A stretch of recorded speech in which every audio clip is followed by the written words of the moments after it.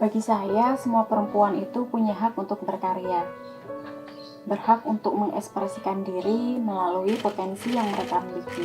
Saya Ajeng, umur saya 30 tahun. Aktivitas saya sehari-hari selain sebagai ibu rumah tangga, saya juga mengelola usaha di Deva Kreatif dan juga sebagai pendamping program di Zakat Community Development Basnas Desa Sri Martani.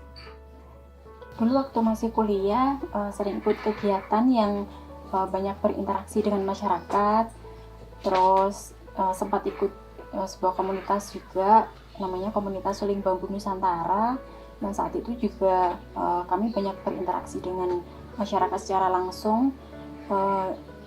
Dari pengalaman itu yang akhirnya memotivasi saya dan juga bertanya pada diri saya sendiri, kira-kira apa sih yang akan kamu lakukan ketika nanti sudah lulus kuliah gitu. Jadi itu yang akhirnya saya mencoba mencari apa sih potensi saya yang saya miliki gitu. Terus saat itu teringat dengan bahwa ternyata saya bisa menjahit loh kayak gitu. Terus akhirnya awal 2014 itu saya mulai menekuni lagi aktivitas menjahit. Terus aktivitas-aktivitas yang pengalaman dari berkomunitas, berinteraksi dengan masyarakat itu juga memberikan sebuah semacam menyadarkan diri gitu loh. Dengan potensi yang kamu miliki, kira-kira potensi itu mau kamu apain gitu. Akhirnya itu yang membuat saya, mendorong saya juga untuk akhirnya potensi menjahit itu coba saya tularkan, karena saat itu saya masih kuliah, jadi saya menularkannya ke teman-teman kuliah. Ya akhirnya saya membuat pelatihan kecil yang saat itu namanya Women Creative Day, yang mana saya mengajak beberapa teman kuliah untuk saya ajak belajar membuat kerajinan jahit seperti itu. Itu Women Creative Day berlangsung sampai ke-6, mulainya tahun 2014 sampai 2016. Tapi karena saat itu saya lanjut kerja di luar, jadinya aktivitas menjahit itu sempat berhenti gitu. Ketika membuat pelatihan keterampilan menjahit, sayangnya saat itu saya belum berpikir lebih jauh. Maksudnya saya hanya saat itu memberikan pelatihan, kemudian teman-teman membawa pulang hasilnya, terus tapi nggak tahu apakah keterampilan yang sudah kita pelajari bareng itu dilanjutkan atau tidak gitu, karena rasanya kayak percuma gitu kalau hanya sampai situ saja. Kemudian akhirnya di tahun 2020 saya dipertemukan dengan lembaga Zakat Community Development Basnas Desa Sri Martani. Kemudian saya diberikan amanah untuk menjadi pendamping program atau sahabat ZCD di kegiatan pemberdayaan masyarakat.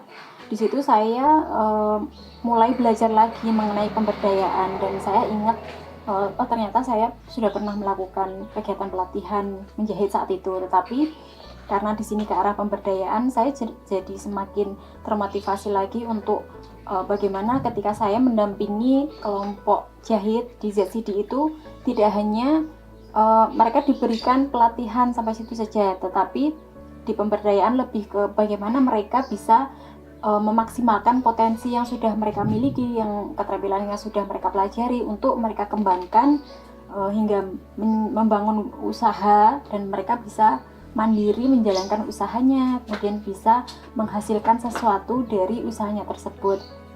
Jadi itu saya justru jadi semakin terus ingin belajar lagi mengenai pemberdayaan masyarakat. Lokasi pendampingan program pemberdayaan masyarakat saya dengan ZCD ini ada di titik Desa Sri Martani, Kecamatan Piungan, Kabupaten Bantul.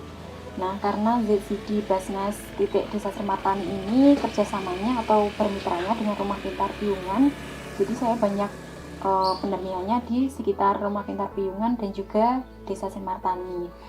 Nah, karena kelompok jahit ini ada ibu-ibunya itu beranggotakan sekitar dusun desa yang ada di Desa Sri Martani, jadi saya pendampingannya juga keliling dari rumah ke rumah gitu.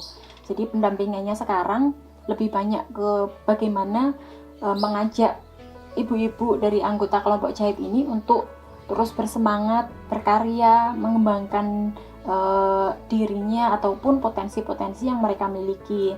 Karena kan dulu mereka sudah sempat diberikan beberapa pelatihan menjahit, kemudian beberapa keterampilan hasil karya jahit. Jadi bagaimana itu semua dikembangkan dengan pemberian motivasi, kemudian penguatan kelompok, kemudian pengembangan networking. Jadi di sini kami tidak hanya memberikan pendampingan semangat atau ayo kita mengembangkan usaha gitu, enggak, tapi bagaimana kami juga membuat semacam penjembatan atau menjembatani kelompok ini dengan orang-orang yang memiliki visi yang sama atau peduli terhadap pengembangan masyarakat. Jadi supaya mereka bisa terkoneksi, terhubung dengan pihak-pihak yang ada di luar, sehingga usaha yang sudah dirintis oleh kelompok jahit itu dapat terus berkembang.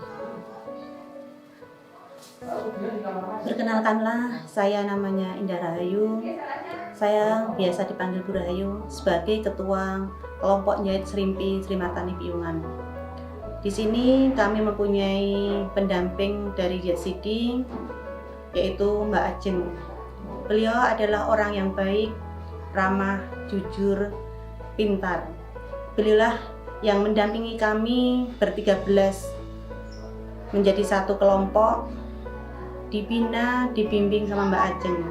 Yang dari awal kami tidak mengetahui tentang menjahit, kami jadi bisa menjahit. Yang kami tidak mempunyai ilmu tentang intelek, kami juga bisa dibimbing Mbak Ajeng. Mbak Ajeng selalu berusaha untuk semua mendapatkan bantuan UMKM maupun prakerja.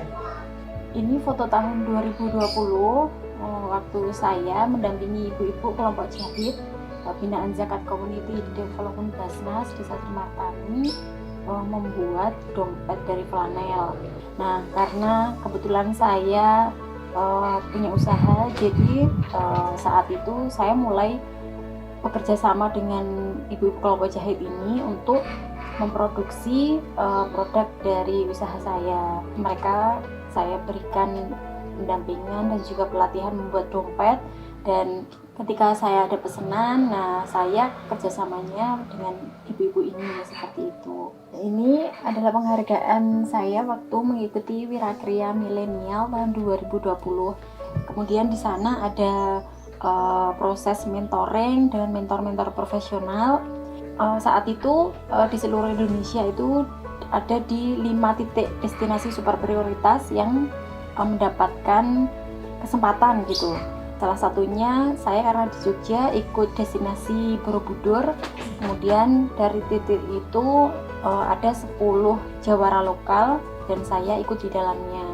Jadi kalau ada stigma bahwa perempuan hanya bisa begini, perempuan hanya bisa begitu, tidak seperti laki-laki yang bisa begini begitu. Jadi itu menurut saya hanya semacam pola pikir ya. Kalau kita punya pola pikir yang positif bahwa kita bisa, jadi insya Allah perempuan juga bisa gitu. Tapi kalau kita hanya ternyata perempuan hanya bisa kayak gini, ya kalau kita meyakini itu ya kita hanya bisa seperti itu. Tapi kalau kita yakin bahwa kita bisa loh, walaupun kita nanti sudah tua, tapi kalau kita punya semangat untuk mengupgrade diri, insya Allah kita bisa terus berkembang, kita bisa terus bersinar lah ibaratnya seperti itu.